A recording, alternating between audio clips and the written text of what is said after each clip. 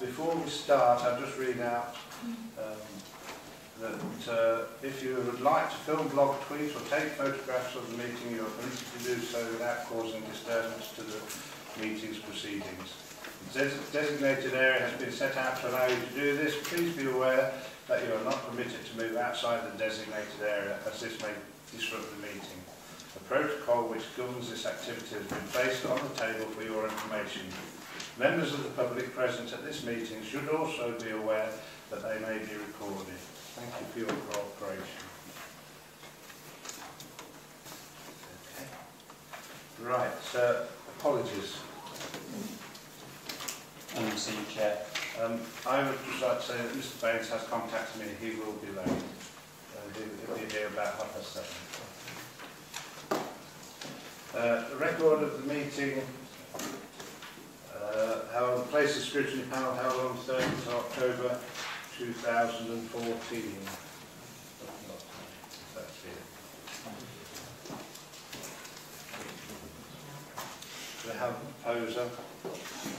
James, seconder. Mark.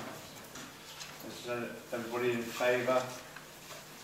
Any abstentions? 3 abstentions, thank you.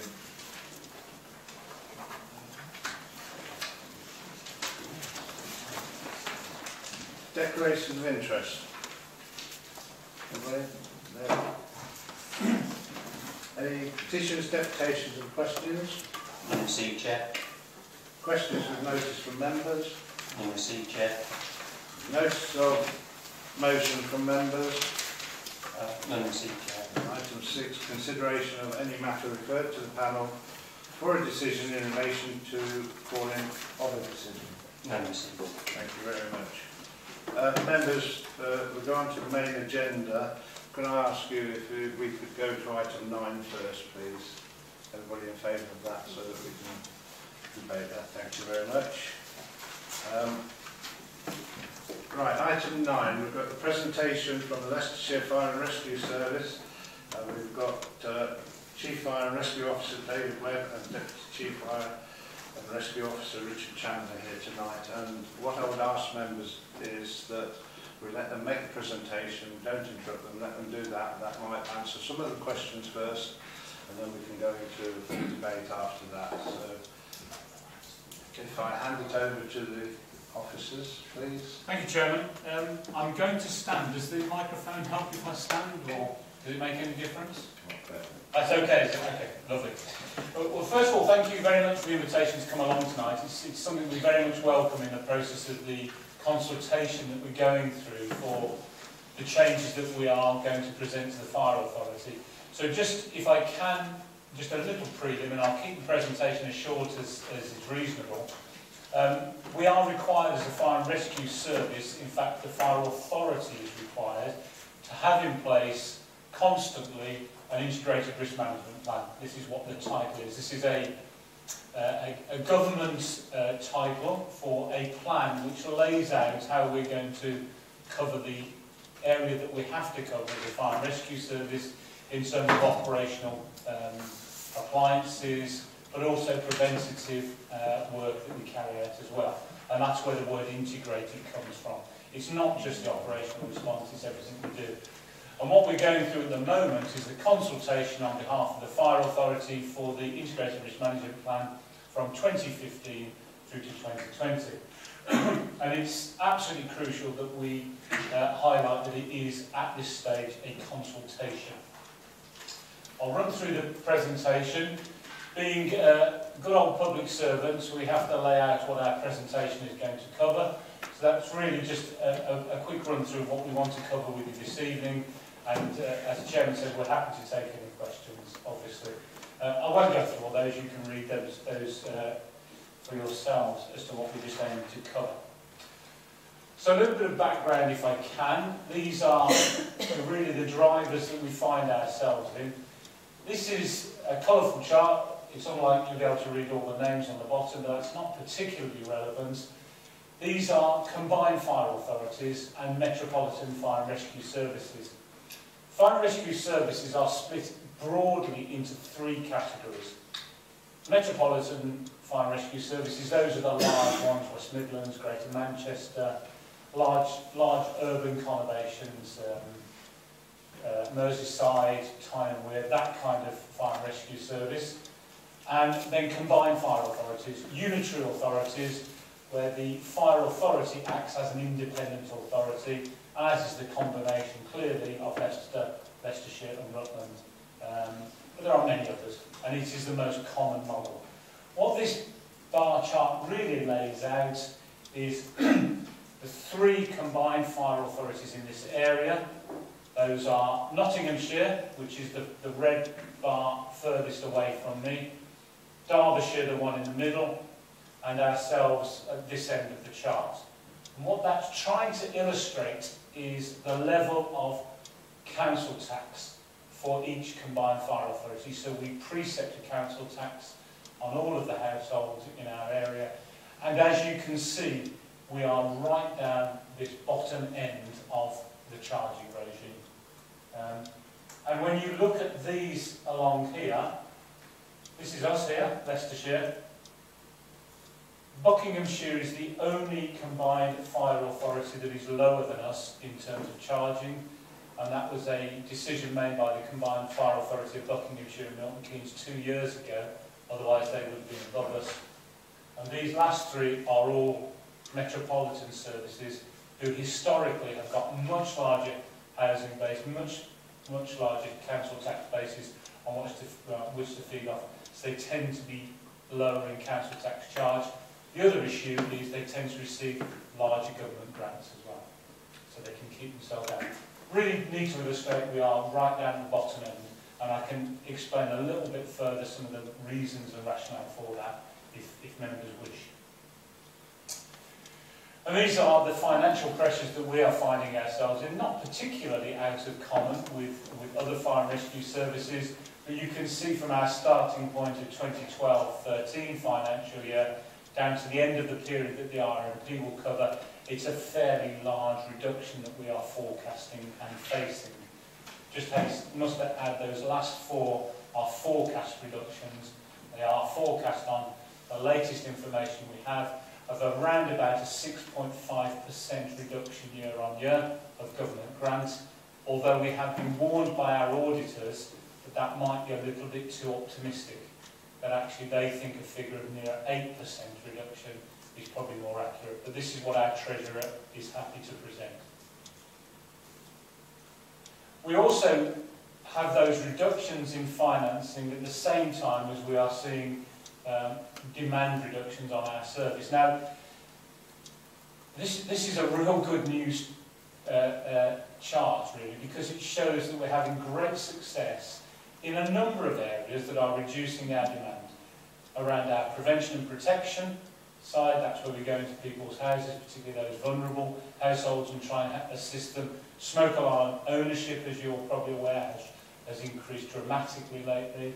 The built environment around hospitals, around factories, around offices has improved markedly as well. The instigation of sprinklers in a number of properties. So what we are seeing generally is a downward trend of about 37% over the last 10 years, and that is very much in common with fire and rescue services around the country as we embrace the prevention and protection agenda. And we expect that to continue, probably not at the same rate, we expect it to continue over future years. So where we've come from is that we've forecast that these savings would be required, so we've started to do that over the last 2 years. We've already made about £2 million worth of savings. We've reinvested some of that because we knew that it was going to become even more challenging financially in the future. And this is where I say we predict a reduction in spending power as a result almost entirely of government cuts. There's no real local issues going on here. This is really entirely down as a result of local government, national government cuts. And then, of course, on top of the reductions, we've got the normal inflationary pressures that we would all experience, including pay pressures, although they've been very constrained over the past few years. Even in the public sector, we are starting to see those increases creep back in. So we had 0 pay increases for several years.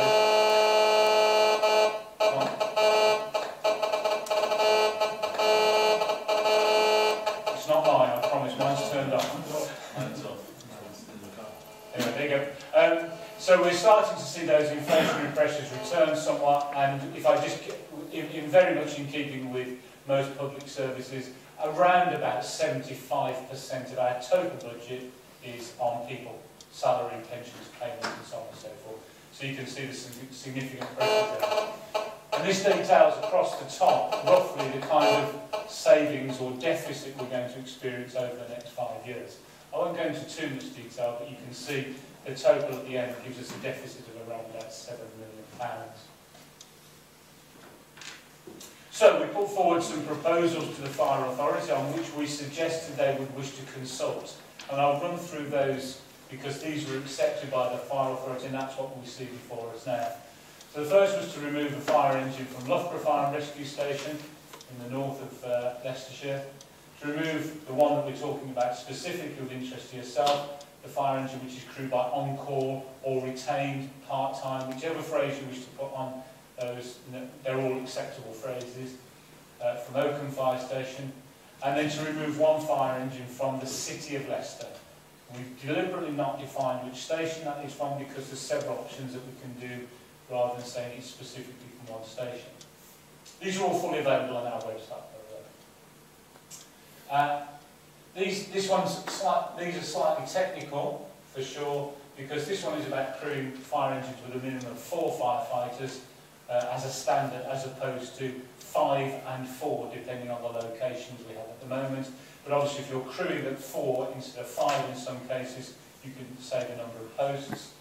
And then this one is a resilience team, which is a separate team which we have in existence, which provides support into areas primarily to the retained or on-call stations if they're short. And they can be peripatetic and provide the support to try and keep them on the run. And we're suggesting that that can come away as well. Wigston Fire and Rescue Station, I won't dwell on this, it goes from a 224 whole-time duty system, which is what you used to have at Oakham, to the Day Crewing Plus system, which is what you've now got at Oakham. So it's a very similar switch. And then also the final one was to say the elected members on the Fire Authority said they wish to include in the proposals the consultation would the public be prepared to pay more for the fire rescue service than they are currently paying. So those are the proposals we're out for consultation on. Again, I won't go through all the technicalities, but just suffice to say we can dream these up. These are all based around risk profiling, risk modelling, district profiles, and the best way of using our current resources to the most efficient method that we possibly can to protect the people that we are charged with protecting. And the key one at the bottom is we have, in keeping with all public services, we have to present to the Fire Authority at the meeting around February a balanced budget for the next 12 months and also a medium-term financial plan which will carry through the 5 years. Otherwise, it becomes an illegal budget which we're just simply not allowed to present.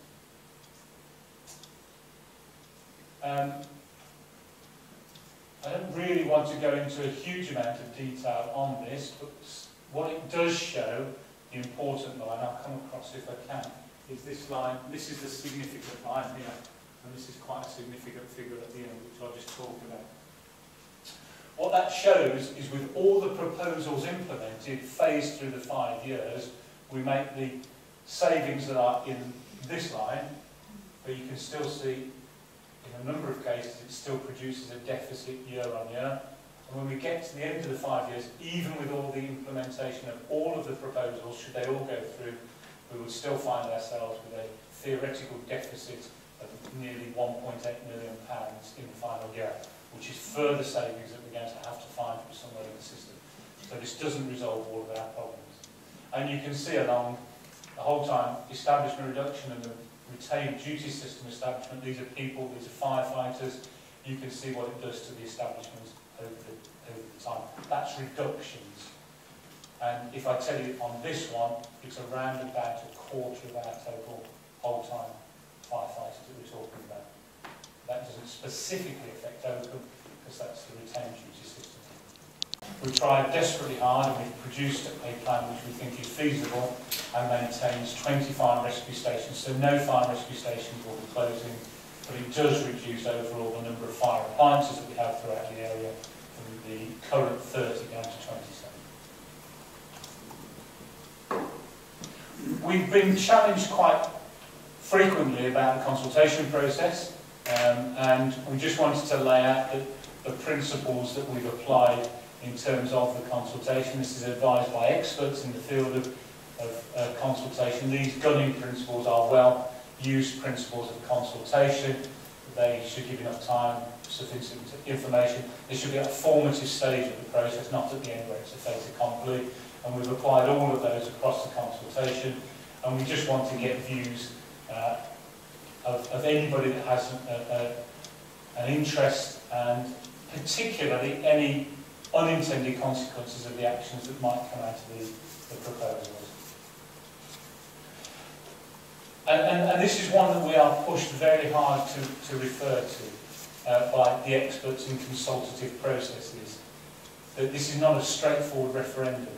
It would be unsurprising if you went to the three main areas that we've mentioned, Loughborough, the City of Leicester, and indeed Oakham, and said, do you approve of losing a fire engine? That your numbers would say, in a referendum, would say, no, we don't approve. So it's a really difficult balance between just taking account of a referendum item, a list of names of people that object to it, but also trying to understand what it means to the overall service that we provide.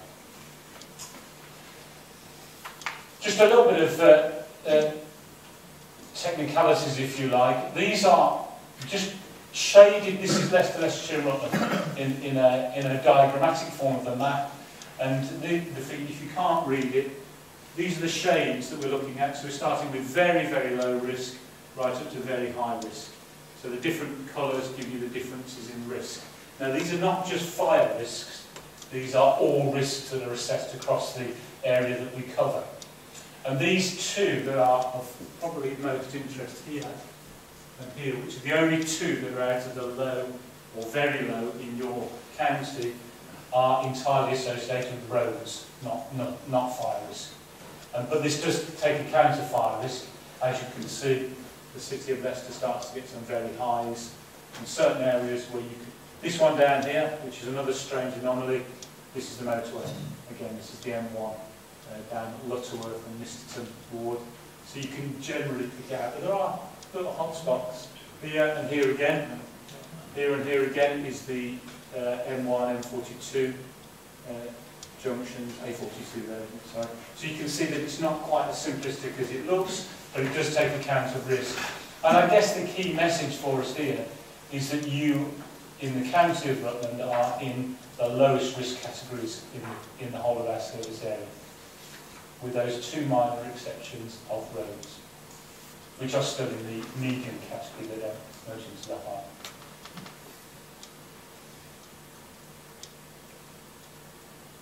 Yeah, and that's just, it's slightly different colours, which we're not quite sure why they've gone into different colours, but the message is exactly the same. The very high are the purple ones at the top, which you consider are none of in your area at all. The two stations are indicated in red. The very low are the brighter green, and the lower the slightly more shaded green, and then the two yellow areas are the medium risk that are just detailed associated with the roads. And we thought this might be of interest to again give you the core profiles, that this is on a 5-year average number of incidents that each station, whole-time station, and please don't forget that Oakham is a whole-time station and will remain a whole-time station even if the proposals go through. That gives you an idea of the kind of activity levels that we currently see for the stations. And as you would expect, looking at the risk profile, Oakham is just about our quietest whole-time station on that list by a significant proportion when you compare it to others. And these are the kind of issues we've had to feed in to the considerations we're putting forward.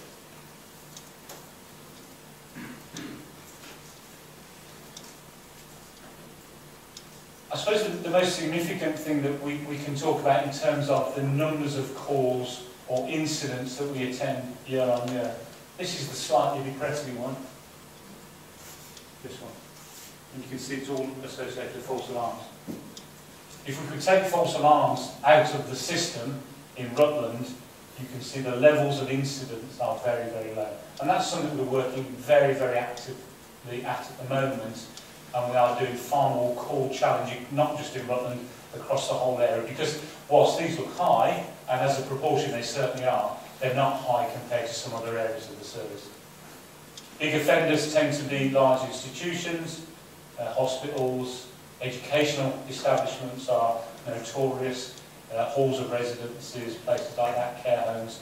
And of course some of these we can challenge and get out of the system, a number of them we can't. If it's a life risk we won't challenge, we'll just attend. So those will change over time. And you can see the number of fires is relatively low and going lower as we've demonstrated, from 91 up here, 103, 172, 57.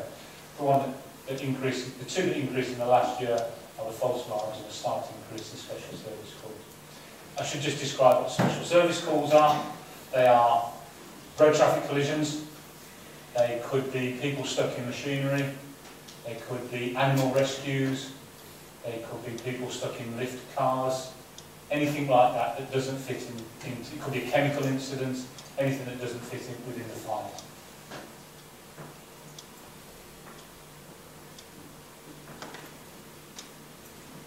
This doesn't really show anything different, it just shows where we tend to get the spikes. This always depresses me. It usually correlates quite closely with school holidays, unfortunately. But it's a common picture. Because the children, I don't know, get bored or whatever, I'm never quite sure what it was, but that's quite a common picture. So to get into lots of details, I won't go into all of this. Have a look at the percentage change down the right-hand side is probably the one to look at. And you can see that almost across the board there are quite a lot of changes in the negative in terms of percentages, except for false alarm incidents, and there was a slight increase in the primary fires, but the percentage is slightly misleading because it's relatively small numbers, so a small increase is a big percentage. I can come back to that if you wish, obviously. Just broken down again by month. As you can see, the numbers are actually really low. This is number of primary fire incidents. This is things like house fires, factory fires. You can see the average in any month for the whole of Rutland is 4. We're not talking big numbers of activity here. Secondary fires, average of 3. And well, you can read them for yourselves.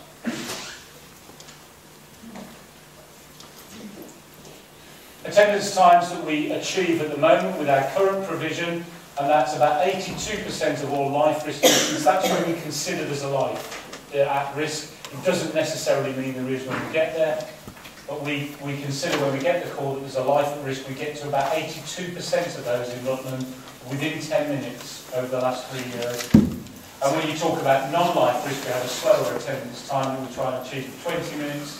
We achieve it nearly 100% of the time, because we've just got a bit longer travel. These won't change statistically if the proposals go forward, because these are about first appliance attendance times, which is quite important.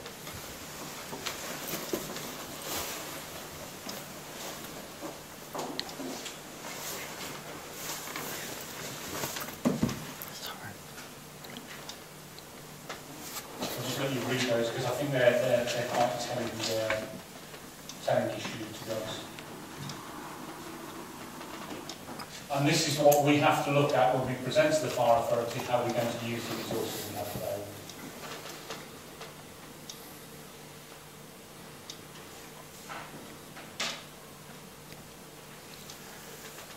Chairman, that's the presentation. That gives you a background of how we've come about, what the background to the RMP consultation process is, how we came about, the ideas we put forward to the fire authority for consideration, what the fire authority took into account when they went out for consultation, which is currently where we are, and some of the rationale behind it. I must just stress the consultation is still open until the end of the year, calendar year, at which time we will assimilate all of the consultation processes that we've undertaken. We will also use the consultation process undertaken by the independent organisation that we've employed to do some of them. That will all be put together in a report to the fire authority, at which point the fire authority, around about February, will decide which ones they wish to implement, and therefore we will be able to present a balanced budget. I suppose the other thing that's key is that not all of these will happen in the next 12 months. This is spread over the whole period of our consultation. I hope that was helpful, Chairman. Thank you very much. Should I cover the whole of Rutland? Yes, that might help. Just to tell you what you have in Rutland, you have Uppingham, which is a retained duty station. Now, retained duty is, it's not voluntary, it is a paid-for post, but it tends to be not well paid. It is a retainer fee that the firefighters receive on an annual basis for being on call, and then they commit to being available so many hours per week, and that enables us usually to maintain a crew of firefighters available for call out at any stage, 24 hours a day. We have to allow them time to get into the fire station, so that can be 5 minutes after the time of the call by the time we get to the fire station, and then turn out. So you get a longer attendance time. I say most of the time because we do have periods of unavailability where we just can't get a crew together. You have that at Uppingham, you also have that at one fire engine at Oakham, and that's the one we're considering in consultation to remove from the service. What you also have at Oakham is a whole-time fire appliance, fully crewed and staffed, 24 hours a day, 7 days a week, 365 days a year. It's a peculiar system that's not quite peculiar to us, but it means they actually live on the fire station, the firefighters, for periods of 24 hours, and they can live on the station for 4 days continuously, but they're always available for call. I can reassure you we'll look after the domestics. It's not an overly onerous duty system, but what it does enable us to do is to run a whole-time fire station for about £400,000 per annum less than a traditionally staffed fire station. You're not unique. We have them at other locations throughout the service, and it seems to be a model that's working very, very well. Is that? Thank you very much. Members. Mark. Yes, thank you, Mr. Chairman. Very interesting presentation. I have a question with regards to finances. Presumably this is purely driven by financial constraints on the fire service. I'll give you an officer's answer. I'll try not to be political around it, but one would suggest that you should always run the most efficient public service that you are able so to do. From an officer's perspective, the IRMP is a pseudo-legal requirement, so I won't go quite that far, but it's a requirement we have to have in place. The fire authority is driven by government to have an IRMP, they have to have one. And so we have to put forward an IRMP. The bits that we're consulting on are primarily driven by finances. So if I could come back on that. So you showed in the presentation a disparity between Leicestershire and Rutland and other fire authorities. Indeed. What is the reason for that? Why is there no parity across the whole? Yeah, it's a really good question, and if I can answer it as simply as I can, it's historical.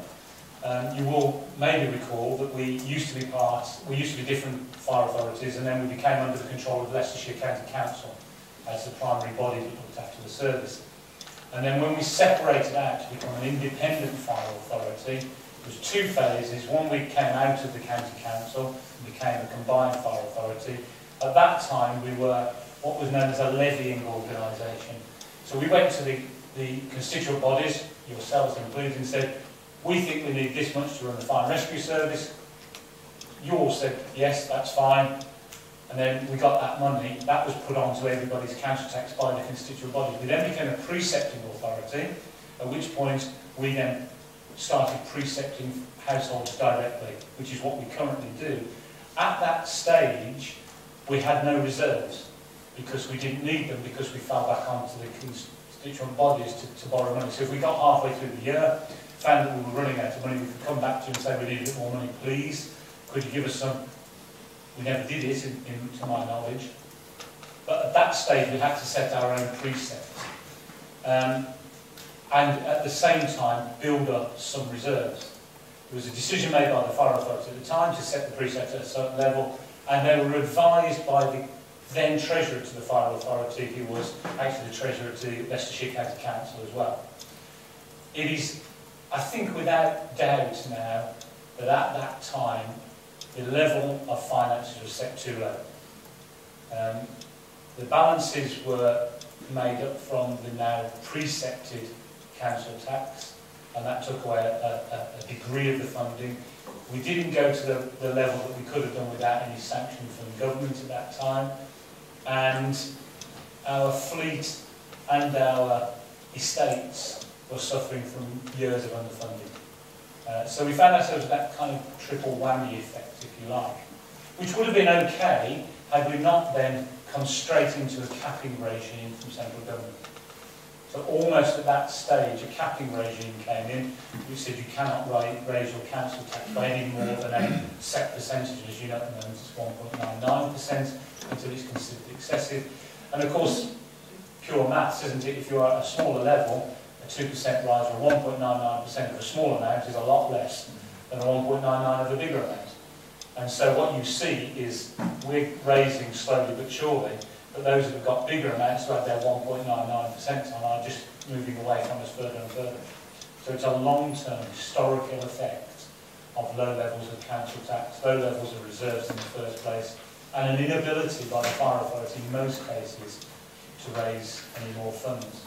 The only real exception to that was the last financial year, the one we're currently in, when there was a decision to not go to 1.99%, but to go to 1.5% rise in the council tax. That made an in-year effect, 1 year, of about £85,000 to us. Not hugely challenging, but over the period of this, it means about £450,000 less than we would have had. So it's again, it's a further constraint on it. So we are where we are, and because of the way government now controls local authorities' precepting, we can't go anywhere with it. Okay. Well, just one more question, if I'm there. I'm mindful of the fact that everybody else. In your consultation, if you're asking people if they are, would they be willing to pay more? Yes. So why are you asking that question if you can't within the constraints of the central government's capping? Well, there's two reasons that were put forward to the fire authority for consideration. One, of course, you are permitted to go above the 1.99 as an authority, and the fire authority is constrained exactly the same way as you are as a local authority. But if you wish to go above the 1.99%, the excessive rise, as determined by the Chancellor, you have to go out for a referendum. So it was the first kind of discussion was, should we advise the fire authority to consider a referendum? I can go into the risks and reasons why that probably wouldn't be acceptable, if you wish me to, but I won't at the moment. However, there has been a couple, in one occasion we were permitted 2 years ago, there were so many authorities, local authorities, some police authorities and a few fire authorities who were given special dispensation by the Chancellor of the Exchequer to allow you to put an additional £5 onto your council tax bill outside of the constraints. And the fire authority chose to do that 2 years ago, and indeed the fire authority members have been down to meet members of Parliament to ask them to lobby the Fire Minister for a similar dispensation this year. So the reason that's on there, initially it was to consider a referendum, but more latterly it was, if we were given the dispensation to add £5 or £10 extra onto the council tax, would you be agreeable to do that? And just to give you an idea, what that, currently for a Band D property, and that's probably not in the majority in Rutland, but a Band D property is paying £59 per annum in council tax. So to add £5 on is around about an 8+% percentage rise, but is actually pound a week. Is over £1.50 a week. It's a small amount. Thank you, Roger. Could I just respond to that in the sense that you had some people go down and talk to some politicians. I went with the Conservative group and he met with the Minister putting forward this £5. His response was very, very clear. No, because I can see no evidence whatsoever that this authority has tried to share services. If there had been some indication that there was sharing of services in a long-term thing, I might have considered a different view. But in my opinion, the Minister said, I'm sorry, I can't support that. Which Minister was that? Brandon. Oh, well, of course, no, he's no longer Minister for Fire. He was talking on behalf of Eric. And he's wrong, but that's by the way. Thank you. Can everybody hear me without the mic? Or, yeah, does everybody hear me? Keep questions from Edward. Okay, thank you very much indeed. I'll ask the same question, really following on from Roger's comment, that I asked the Chief Constable last week. What plans or what would your attitude be to sharing three first response services, and would that result in efficiencies? I think it's a really good question, and I have a personal position, so I'll state that first, that I personally believe that all three of the emergency services, police, fire and ambulance, if you count those as the primary emergency services, should be under one government department. And I think if you could achieve that, then you would drive greater collaboration, because you could do things differently. I won't go into detail, but you could do things differently. We're not. We're under three completely separate government departments. We come under DCLG, as you do.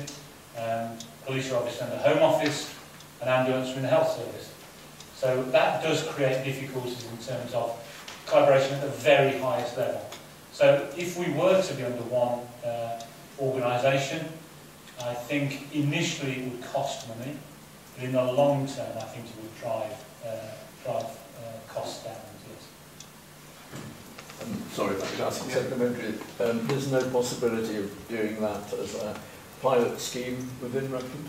I see absolutely no possibility in the short term of that happening now. There are legal constraints. For instance, the Chief Constable, I understand, has to be Chief Constable, and you have to have a Chief Constable in law, in statute, and that Chief Constable cannot undertake other roles other than being Chief Constable. So there's a constraint straight away there. You couldn't share Chief. We looked at it, we were asked to look at it, and we approached the Chief Constable because the Fire Authority were keen for us to do that, and we asked. And they were keen to do it, and they checked out, and the law constrains them from doing that. It wasn't considered at the moment that sharing with EMAS would be beneficial to either ourselves or indeed EMAS, because the ambulance service are going through a challenging time themselves. I think the Chief Executive, Sue Noyes, is doing a really good job at improving the service, but it's still not rated as a particularly good ambulance service, so we don't feel that would drive anything beneficial out. The other areas we've looked at are combining with other fire authorities, and I can tell you some of the work we've done with that. But because of our low council tax base, council tax precept, I beg your pardon, because of that, any sharing we do with another fire authority who is almost inevitably charging more on their precept, you cannot have differential council tax charges, so you have to balance them out, which would inevitably mean, ironically, to drive collaboration and thus drive down costs, you would have to almost certainly increase your council tax in the short term. Thank you. I believe that Nottinghamshire and Fire and Nottinghamshire Police are going to share a headquarters. No, Derbyshire. Derbyshire. Well, we understand. I think it's still in the planning stage. It is a consideration. It's not in the front services that you're going to make the savings, it's going to be in the back office savings. Well, I would dispute that in detail, to be honest. I think if you're going to make really big, significant savings, you probably can't do that without affecting the front line. You have to, because most of our finances go in that direction. A standard fire appliance for a start-off, the kind that you have three in Rutland, they're running at around about 260 to 270,000 pounds each to buy. But then, of course, you add on the cost of the staffing, and you're into best part of £1 million for a whole-time fire appliance per annum. That's where your big money actually goes. I absolutely agree you can save money on back office services, and we're actively doing that now and pursuing many more options as we speak. But if I could just remind members, even if we do everything, if the Fire Authority decides to do everything that's in the plans, we still end up, do you remember I pointed to a £1.8 million deficit that we predict on what our auditors are telling us is probably a slightly optimistic cutting funding. You did leave one number off. Yeah. Balances. Reserves. Oh, reserves, very, very low. We have our general reserves, The Fire Authority's general reserves are at 5%, which is the SIPFA guidelines for reserves for public authorities. We're not above that, and we keep it exactly at that, or the Treasurer keeps it the best he can at that level, and it's never gone over that. So that's your general reserves that you really have to have. So when things like the Bellwin scheme kick in, as you know, you have to pay for a proportion of that up front. If we have a very hot summer, lots of dry, lots of fires, so we use more retain, we have to have those kind of reserves. Unallocated reserves, which have been produced entirely by savings we've made over the years. Within that cost profile, that's used up within the first 18 months. And you end up with virtually zero unallocated reserves. As opposed to some of our neighbours who have substantial reserves of over 10 and 15 million. We just don't have them. We've never, in my mind, we've never overcharged our residents in order to build up our I'm slightly biased about the fire brigade because we had a fire at the farmhouse last February and the turnout was exceptional. And so you can understand that what I say is prefaced by my experience. We've talked about from Uppingham. In Uppingham, I believe you've got 2 vehicles there, one of which is a specialist vehicle. Is there not the potential to remove that specialist vehicle instead of removing one of the tenders from Oakham? Our special vehicles, as you quite rightly term them, the vast majority through the service, and it's no different in Rutland, are generally what we call switch crewed. So what that generally means is that you are crewing them as well as the fire engine with the same number of crew. So actually removing them doesn't actually save any money because we would have to remove them to another part of the service. Does that make sense? Or we do that. In one way it does, however, there must be a running cost to that specialist vehicle. Yes, but I think your question is premised on the basis of getting rid of it altogether. It would be, because Yeah. they're possibly... The reason for having a specialist vehicle is... For its specialist capabilities. What are the specialist capabilities? It depends which vehicle you're talking about, but let me talk about the heavy rescue unit that we currently have at Oakham, for instance. No, this is the specialist vehicle in Uppingham. What have we got there at the moment, Richard? The logistical support unit for the large incidents. So Okay, yeah. I mean, it very rarely goes out. But there is a running cost. Do you mean the running cost for the vehicle or for the the vehicle? Well, there is, but it's minimal, I have to say. And if we were to take it out of service, we would use the ability for servicing large incidents, because it carries all the sorts of stuff you need for a very large incident. So if you take that out, you wouldn't have that facility. You'd have to get it from somewhere else. You'd probably borrow it from. Thank you. I can see we're going to make no advances on that particular. But all I'll say is, if we took it out, it would make virtually zero difference to the financial situation we find ourselves in, because the staffing is covered from within Uppingham anyway. So it's just the cost of the vehicle a year on year. I don't know what that would be. We could break it down. It would be into very low thousands per year. But possibly, have you looked at removing that vehicle and all of the associated costs and probably putting that service elsewhere to outside contractors? And paying for it that way? Well, I believe that the services provided by that vehicle are in addition to actually fighting a fire, such as tarpaulin, roofing, so on and so forth. Lighting? Possibly. However, I'd like you to look into that if you would. Now, we were talking about collaboration. Mm-hmm. Now, did we not have a big regional fire control centre built at some stage? The government did, yes. At no cost to the Leicestershire Fire Authority? No. And there are no running costs attributed to that currently? Not to the fire authority, no. There is £1.2 million, approximately £1.2 million per annum for that and the other 8 buildings, but that's taken from central government funds. Right. But there's absolutely no cost on that building that falls on the fire authority. It's at Castle Donington. You can see it from the main road as you go down A50. So again, It's in Castle Donington if you want to go and have a look at it. It still remains. there is a new fire station being built in Donington. Yes, there is. Now, this is quite close to the airport. Yes, it is. Well, it's in Castle Donington. It's on the airport So, campus if you like. Why are we building a new purpose-built fire station in Donington? Because our risk modelling shows that it's in a good strategic location. Don't forget, we've also closed Moira Fire Station. We not so very long back, closed Leicestershire Fire Station as well. It's just an ongoing process of ensuring that our resources are in the right place, in the most advantageous way. And it's... Could be handy if you actually had a map up. So yeah, we're just putting one up. I think it's just going. I thought it was. And there is a slight contradiction if we're not careful. The way to drive the greatest efficiency out of something like the Fire and Rescue Service is to have your fire stations located in the best strategic location, because then you can have fewer of them in better locations. Castle Donington, I'm not sure exactly where it is, but it's around here. Out there? Bit higher. Something in this area, just on the edge. The resourcing of that, forget the build, and I'll come back to that, I won't ignore the build cost. The resourcing of it is from within existing resources.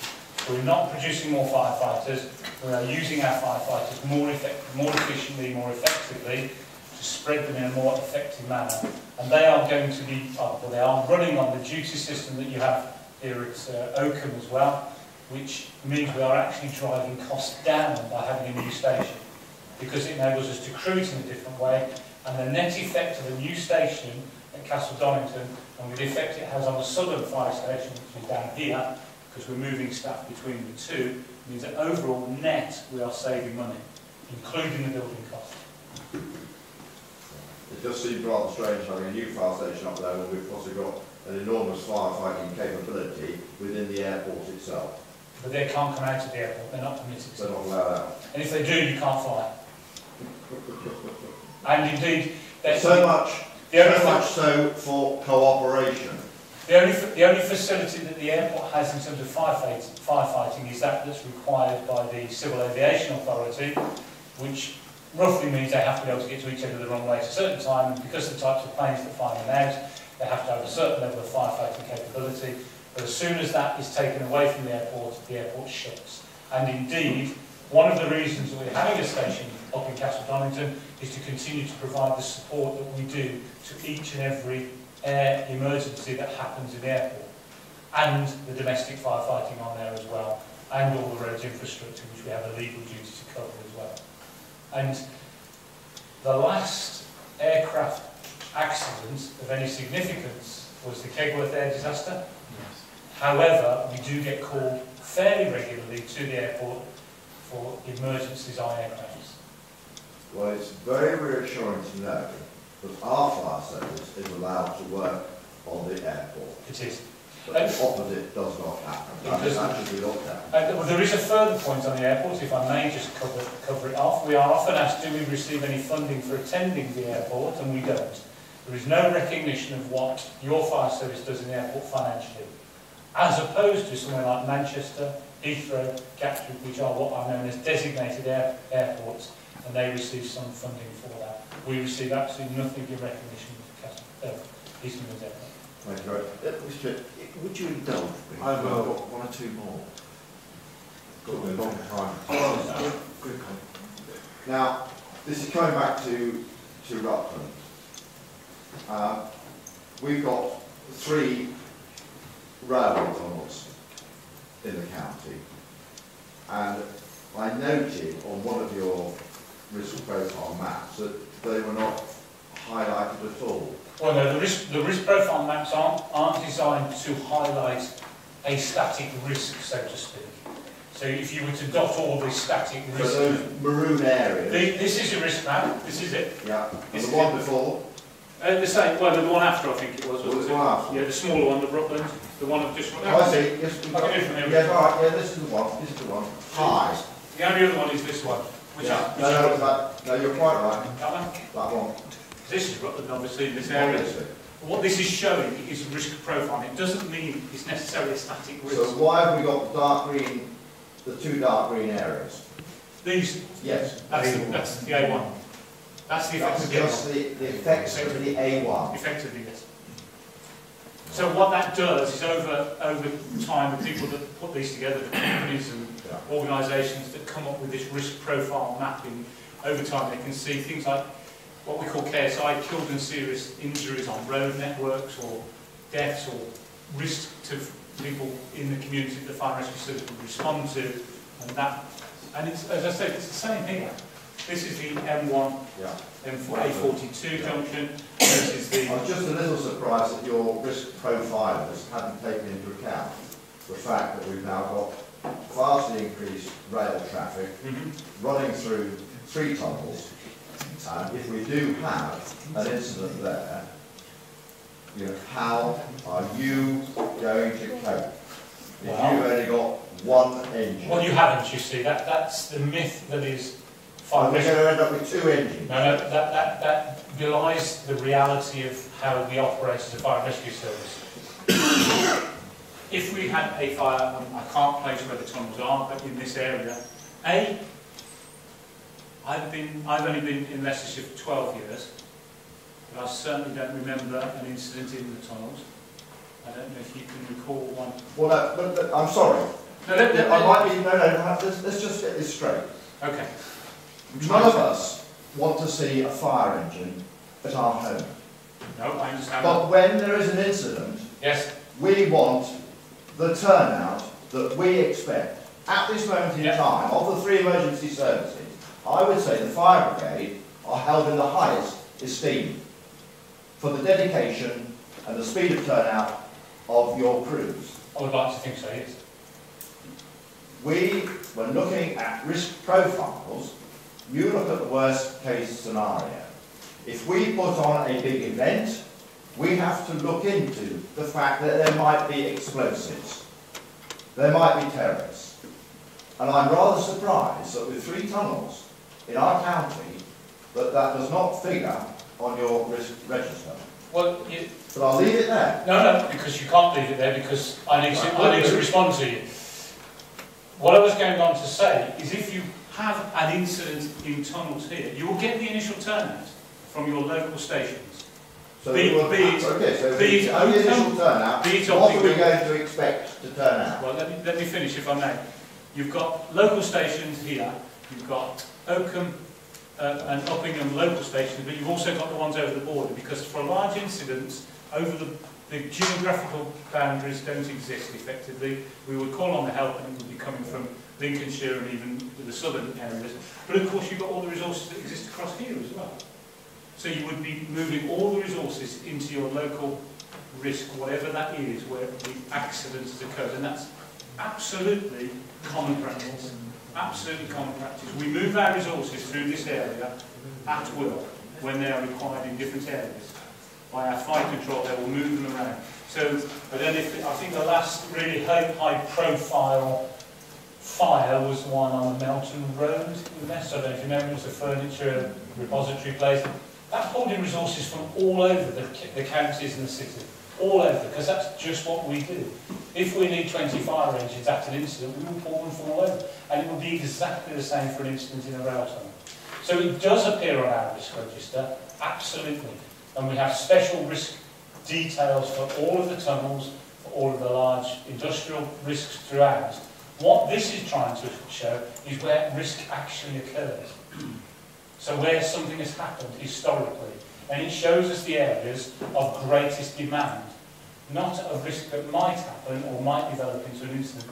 This is showing areas where it has actually happened, which is why you get these areas, because you have far more incidents on your A1 than you do in the town or the rural areas. Which is why you've got the dark colours in the city.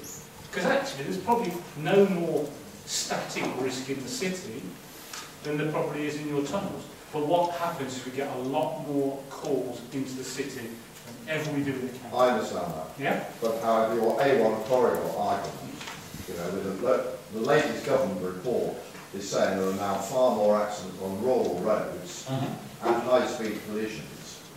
Well, I think if I may, what it's saying is there are the incidents that happen on the rural roads drive up the killed and serious injuries, because there are more deaths and serious injuries on rural roads. The highest area for activity on road traffic collisions is in Leicester City. That's where most traffic collisions happen, but they're usually low speed. What you get on the rural roads, you're quite right, much higher speed and quite often more devastating effect. One we had 2 days ago was actually on the motorway, wasn't it? It was on the southbound M1 up by Loughborough area, where a lorry crossed over the central reservation, immediately killed somebody coming in the other direction, involved another 6 vehicles and closed the motorway in some form for about 20 hours, didn't it?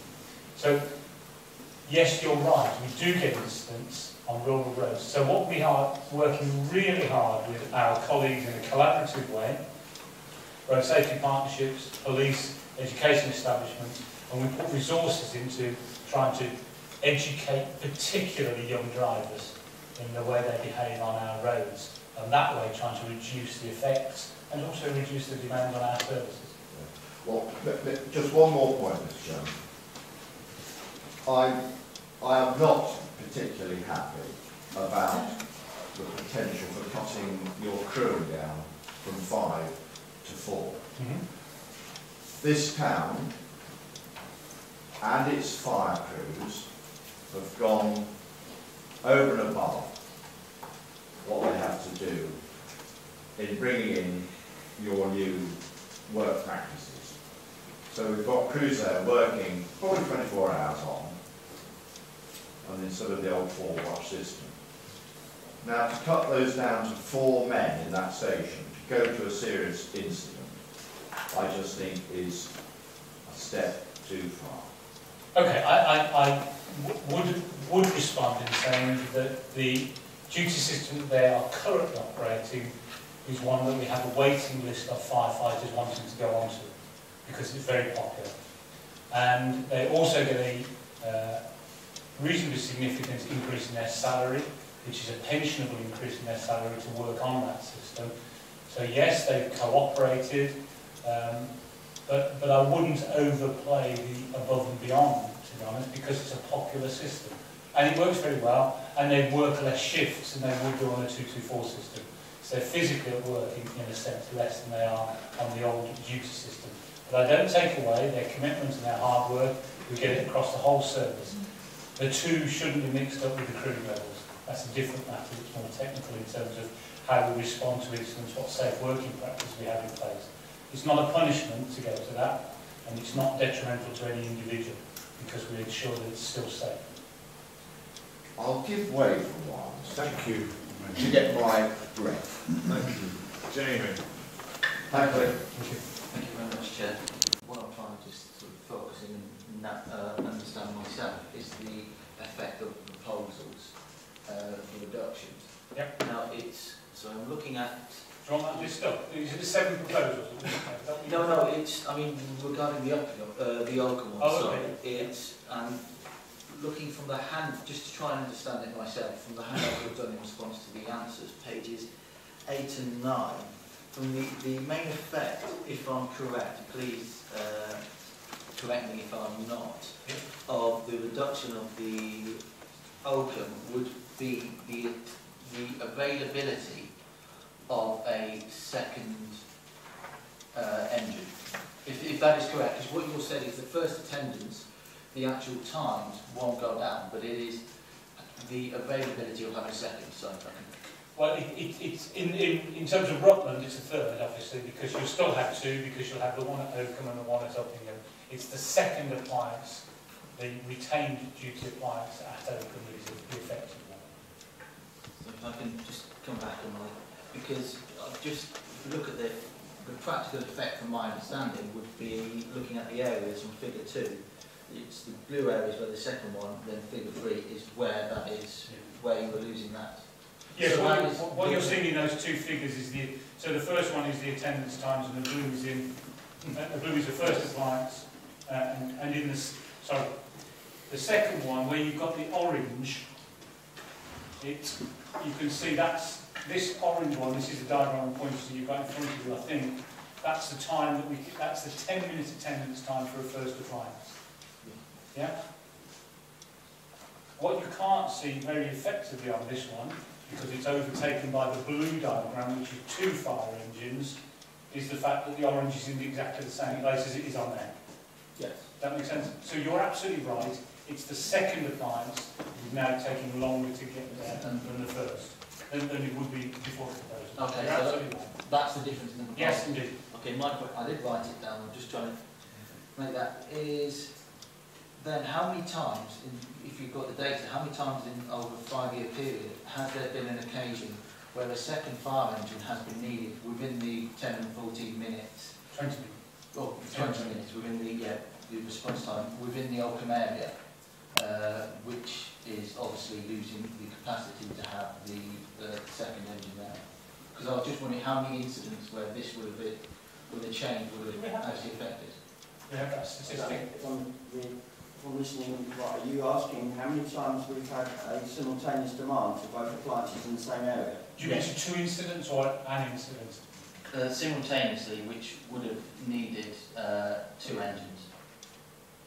Okay, probably. I don't have those at my fingertips. You've got them? They're in this report. Oh, I don't know. That's page 3. Page 3 of the document. Okay, so Oh, there you go, yeah, absolutely. 2B. Average in line. You see it on page 3, table 2B. Sorry. Is that okay? Is that, are we answering the question? I want to make sure I'm not answering the wrong question.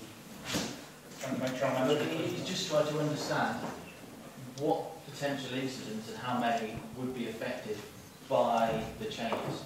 So overall, it would be the possibility it could affect 9. On average, no. On average 9. Per year. Yeah. So this is the possible. Well, that that doesn't mean that 9 times per annum you're not going to get that second appliance, because you are.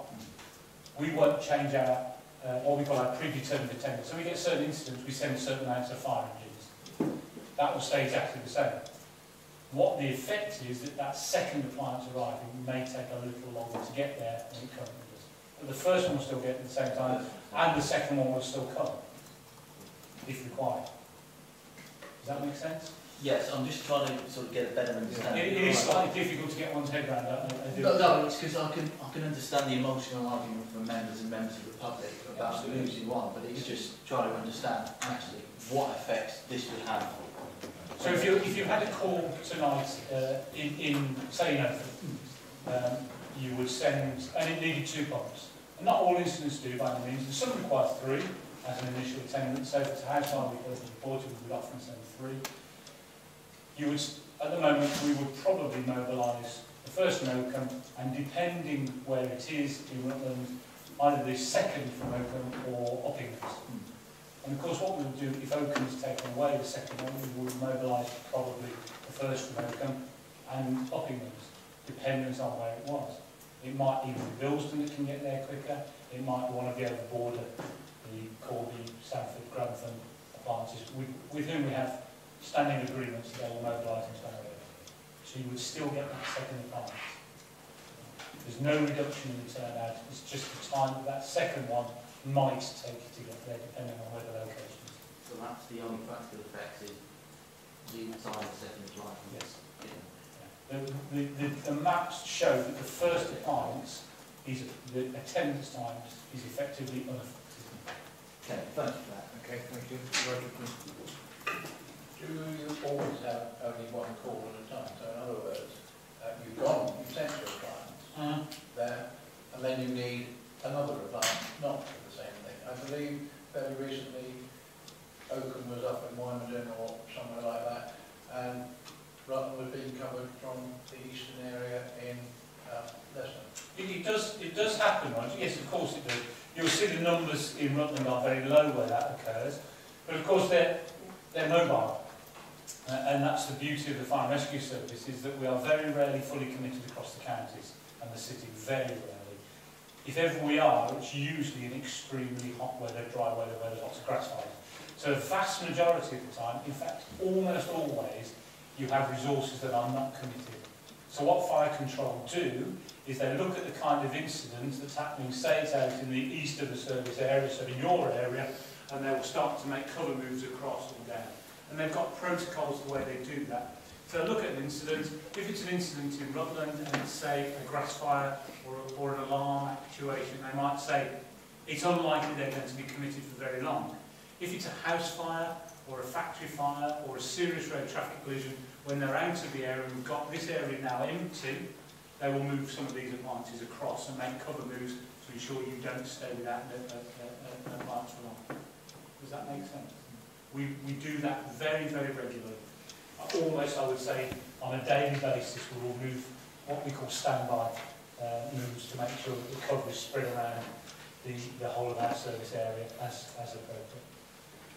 If we get really, really stretched, then we will call on the resources from neighbouring services, and that's very glad given. If I give you an example, up in the far north east of the area, we primarily rely on Lincolnshire and Nottinghamshire to do all of our calls up there, because they can get their appliances quicker. They're quicker than we can. So if we get a call in that area, it will almost always be handed to Lincolnshire and Nottinghamshire first, as well as us attending, because it's such a long period of time for that to get into. So it's quite common to do those coverings. Thank you. Alan. Thank you, Chairman. I think James did another question here, really.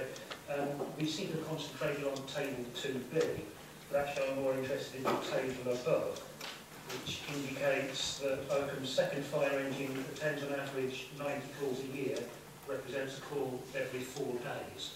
So I'm not quite sure how that ties in with what you just told us. So could you explain that away, please? I'm not sure the figures you're quoting are right, which is why I'm looking. But what were the figures that you were looking at? 2A, text above it. The figures show that Oakham's second fire engine attends on average 90 calls a year.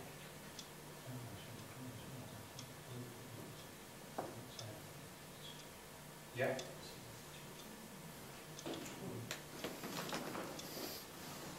I'm not sorry, I missed the point that you're making. I do apologise. Forgive me, I think Mr. Lamy was asking what's going to happen if that second pump disappears. Yes. And the indication was that it's only used, not deliberately, the impression people might have gained was that it's only used 8 times or whatever. No, we were asked specifically about simultaneous incidents, which was the question I answered. Yeah, that's what I said, so it wasn't a deliberately mislead, but can you just confirm that the second pump is used 90 times? Well, the figures are in front of you, those are accurate. Yes, so that is the real impact. And don't forget these are the second pump. Well, no, because these are calls, not necessarily incidents. Does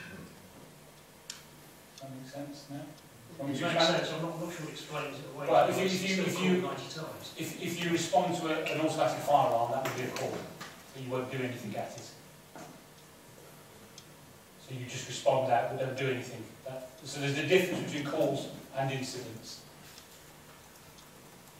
Yeah, I think I appreciate that. How are you going to respond to those 90 calls then? In exactly the same way as which I've detailed. You would still respond to the first one in the same way as we do, but the second one, which is a lot of those calls, you would either utilise Uppingham, the surrounding stations, or you would bring in resources from across the counties.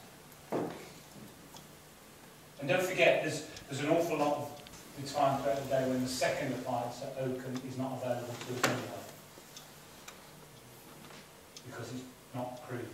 Because we can't get the retained duty staff to crew. It's often daytimes, 9 to 5 in a weekday because people are out at work. So it's not a situation we don't cope with. We cope with it very regularly, not having that second appliance. Okay. I'm getting the impression I'm not answering your question, and I really don't want to do that. I'm trying to do is absolutely answer your question you want. I don't want to hide anything. I've got no desire or reason to do that. I'm sure you're not trying to hide anything. I wouldn't want to give that impression. It just seems that the pump is used more frequently than perhaps people had thought previously. Really? Okay. Well, that's not an issue, I think. Karen?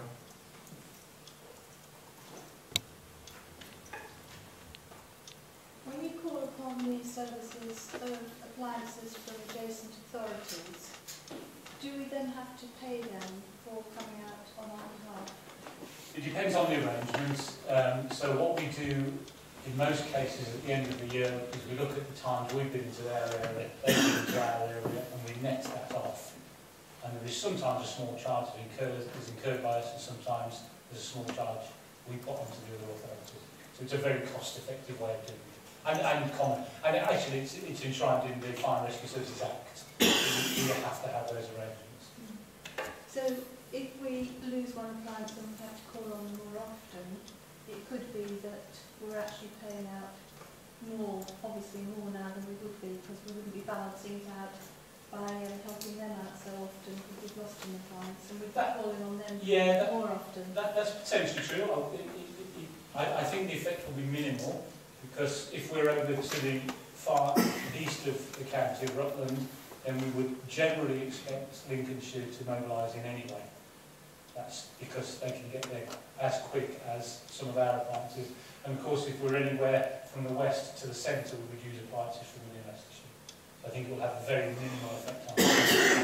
And I go back to the fact that it's actually a very quiet area in terms of mobilisation anyway. Remember the chart I put up with the call rates of all the different stations, Oakham being the quietest whole-time station.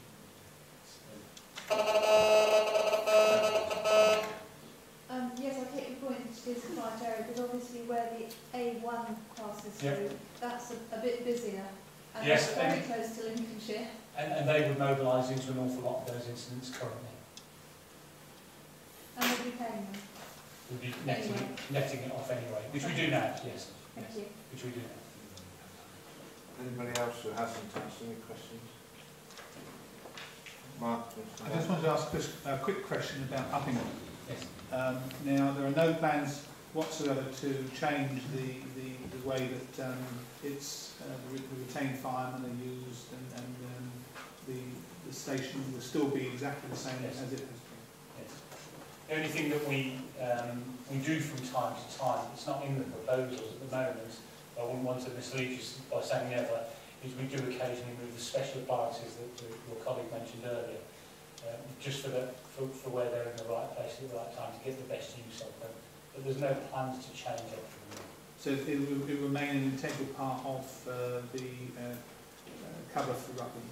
Uppingham station, yes, it will. Yes, absolutely. The area we do look at, it's not in these plans, so it's certainly not a proposal that's been discussed with the fire authority. We do have significant issues of keeping crews at times, particularly in Kidworth and Bilston. And then if you add in Uppingham being a retained station as well, one of the things we have discussed, constrained by finances again though, is whether we could have a more centrally located day crewing plus whole-time station, which could probably cover those three areas quite effectively. But that's not in the proposal, but I'll just say it really is illustrative of how we continually look at the best way of providing the emergency cover across the area. So, but there's no plans to do it. Okay, thank you. Is that categorically? There are no plans afoot to do anything. Thank you. William? Thank you, Mr. Chairman. We've been talking about the retained crews, both in Uppingham and Oakham. And obviously there are difficulties there, keeping the strength of those crews up to the required numbers. Yes. Yep, there are challenges with all of our retained crews, including those two. And at times, Oakham have been called out simply because there were not the men in Uppingham who were available to man that engine. I apologise for correcting you, but I feel I need to in the interest of my firefighters, men and women. Yes. Sorry? Men and women. We have women firefighters as well. Did I say that you didn't? No, you said men. I was just... Well, I'm afraid a woman, part of woman is man. Okay, but I feel I have to correct myself. I'm sorry. I don't apologise. I think far highly of the ladies around here than of the gentlemen. Good. I'm quite terrified of them. During the consultation talks, was the cutting of the crews from 5 to 4 discussed? Sorry, I was just... During the consultations that you've had around the county? Well, we are in the consultations now, so yes, and it is... Earlier ones? Yes. Were the fact that you wanted to cut the crews from 5 to 4 openly discussed? Absolutely. And want is again an interesting descriptor, but the fact that the proposals show a cut from a standard crewing of 5 to a standard crewing of 4 has been openly discussed at virtually every consultation meeting that we've held throughout the period, yes. And the consultations, the people invited, were they open meetings or were they by invitation? By invitation, both internally and externally. And I presume you used external consultants?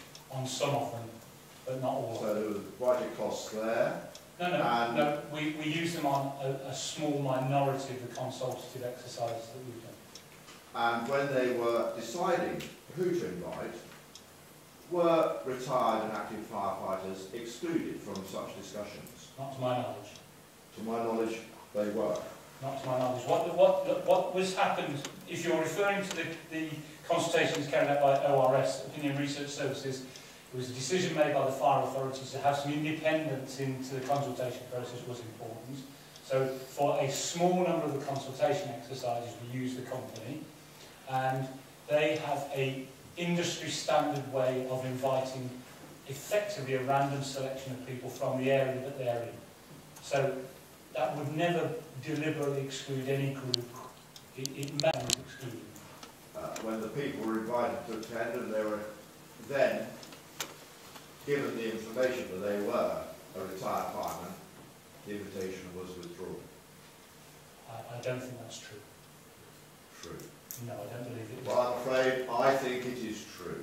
However, I would have to see however, I will rest my case. I'm sorry, Chairman, I can't let that go, because if you have evidence that we have excluded people on the basis of that, I need to see that evidence, and I will take it up with the company concerned, because it is absolutely not what was required of them. And if they've done that, I would consider that inappropriate, and I'll take it up with the company concerned.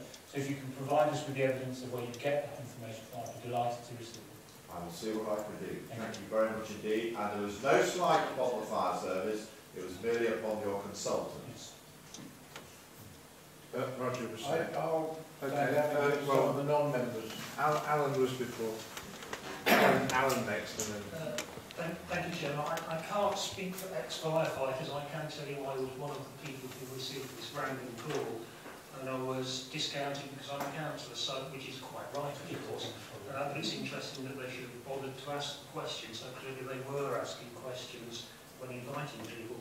I'd be interested to know why this isn't a public meeting rather than a meeting open to the public, and if you're open to the suggestion of having This a public meeting. would you consider having a public meeting at which... Are you talking about this meeting now? My understanding was that this was open to the public. It's open to the public, but it isn't a public meeting. Okay. Would you be willing to have a public meeting? Our advice is not to have a fully public meeting now.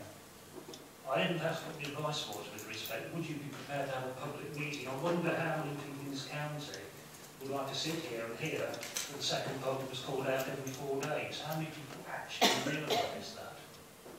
Well, again, I repeat, I was under the impression this was a meeting that was open to the public, therefore any members of the public could have come along to hear it. However, to answer your question directly, would I be open to a public meeting? No, I wouldn't. Okay. Would you be prepared, would you be surprised to hear that I'm shocked and disappointed? I'm sure most people are.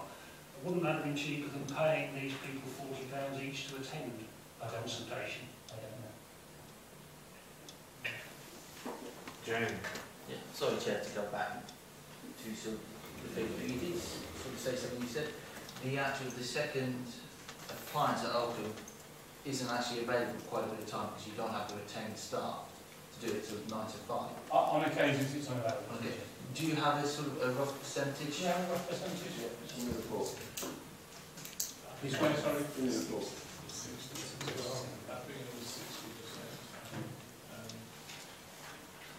Sorry, We pointing to. Don't worry about it. What page is it on? So we can point the members to, rather than me.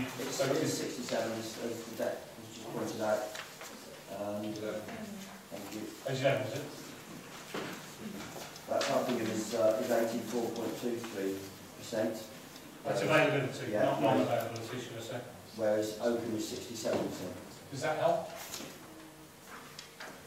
Yes, it just sort of did show that this is actually probably, if it isn't available, figure 3 is going to be the situation for... Totally, in a number of occasions. In a number of occasions, with this, yeah, for a high percentage anyway. Or for those percentages. What you've got there in that table on page 11 is the availability down the right-hand side. Yes. Yeah, but I was looking for Oakham, actually. Oakham numbers on this page? Oakham wasn't actually asked as a question, but it's included within the narrative in the first section. Can you pull that out? So Page 4. what we've got here is the answers to the questions that were raised specifically. It wasn't asked, but as Richard's pointing out to me, which is really helpful, on page 4, down the bottom paragraph, last one line, something like that. 67%. That's the availability of those things. 33% of the time, the second client He's not available. is not available anyway. I see. So On average, obviously. On average, yes. I'm just trying to get... Because I can understand where Councillor Waters is coming from, saying it's come out that many times, but for me, it's actually, if you look, that's not okay, it is being used, but it's actually the effect of the service provision that we can get. So I'm worried about the service and not actually the fire engines. From that, it's just interesting to understand. Thank you. Roger. No. Well, there are non-members who made I didn't know whether you wanted any more. No. Yep, right, has everybody finished on the panel? Then we'll go to... There's a question there. No, wait a minute, we'll go to non-members now. Thank you, Gail. Thank you very much, Chairman. I'm not a member of this panel. I'm only sitting here so I can see it. I appreciated very much the data that you provided for us in your presentation. I'm only sad that that level of information isn't available on your website, so we could all have had a chance to read it in advance. A good degree of it is. Well, I have had my questions answered tonight. My questions weren't answered by looking at your website. Okay, well, I'm glad we managed to answer. But I would like to indirectly pick up something that Roger mentioned earlier in relation to back office and so forth. You said that 75% of your budget was spent on people. That surprises me not at all. No. What proportion of that is frontline staff and what proportion is back office staff? That's the first. I don't have that number available. Yes, I was just about to say, so around about a ratio of 4 to 1. And the 4 obviously being the front line. Yeah. With the changes. Yes, yes. Does that mean? Does that answer your question? We could give you the figures in terms of finance, because of course back office staff on general pay less than the whole time. Indeed. And in that proportion, where does management sit? Is that sitting in front line or back office, or is it apportioned out? It really depends on who you're talking about in management. So some of our management is entirely non-uniform, what you might term as back office, statutory officers posts, human resources, finance and so on. Some of the management is, like myself and my colleagues here, are operationally available as well, so that will count in front of them. Okay. So following on from that then, I'm just trying to get a picture of it.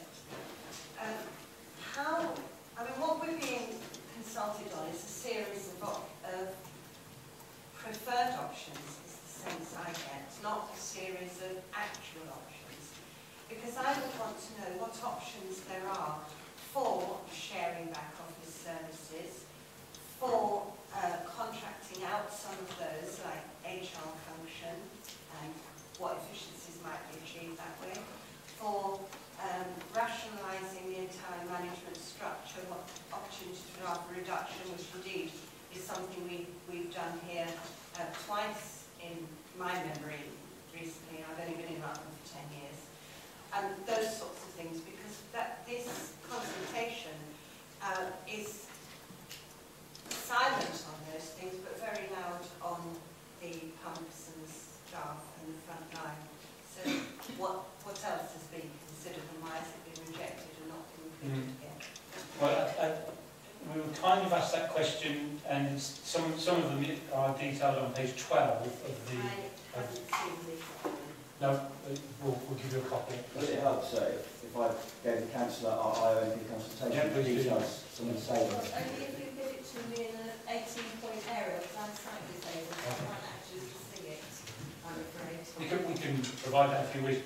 So we have considered, there's a wide range in here of collaboration options that we've explored, and indeed a good number that we are implementing at the moment in terms of shared services, back office. So for instance, I am currently drafting a report to consider the merging of the 2 fire control rooms between Leicestershire and Nottinghamshire, and with political authority, if that political authority again, that will commence next year, that will save around about, a rough figure, £800,000 per annum. That's more than that, but Yes, yeah, but that's included in the savings that we've got to make, unfortunately, as well.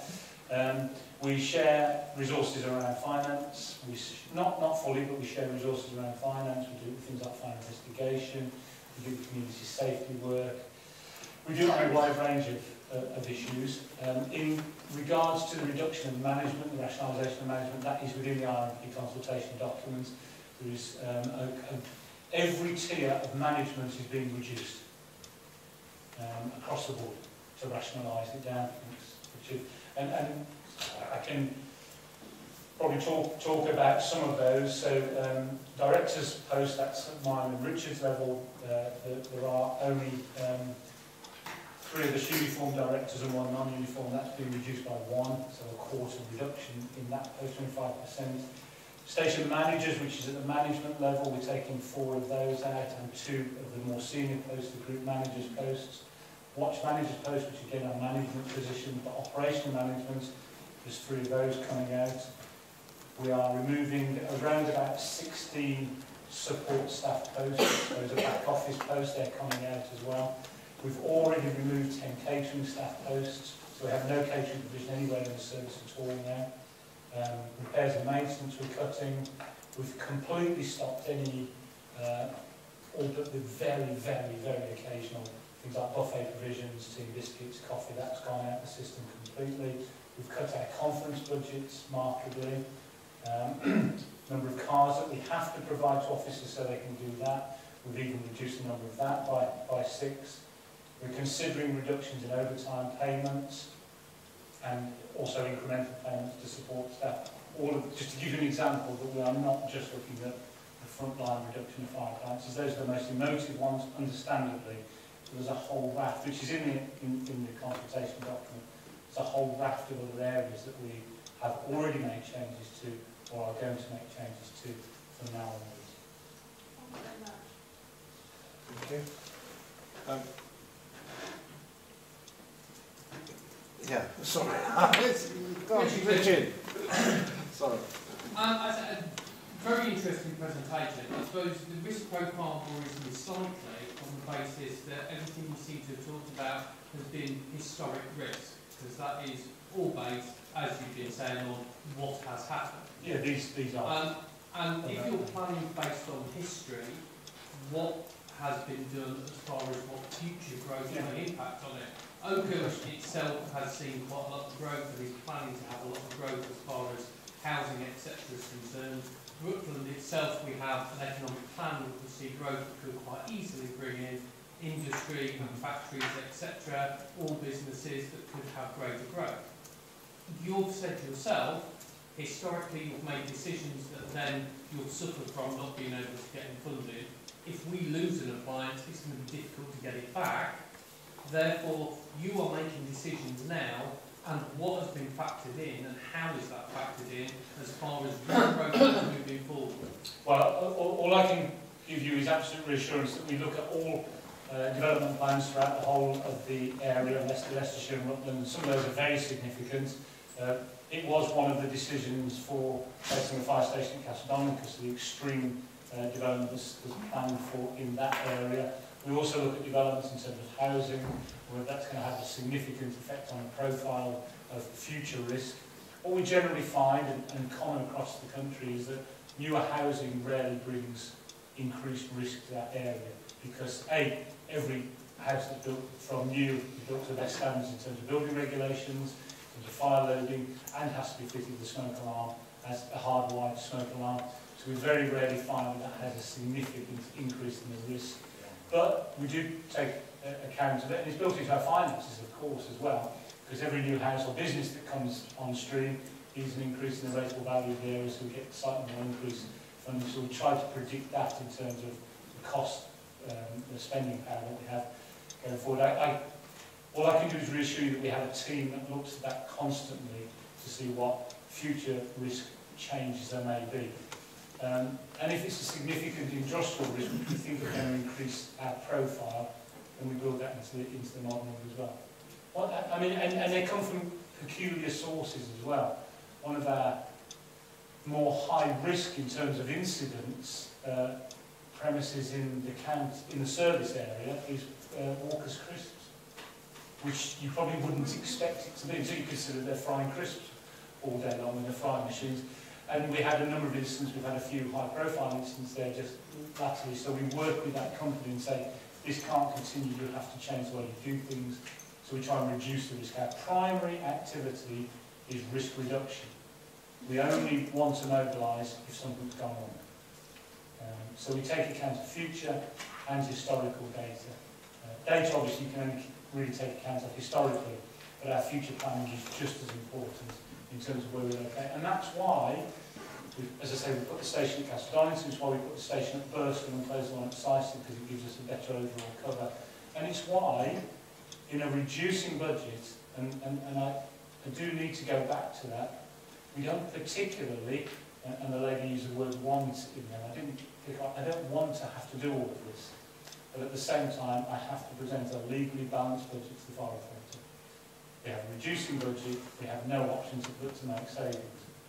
So what we try and do, to our very best attempt, is to make sure that the strategic cover across the service is the very best that the money can afford.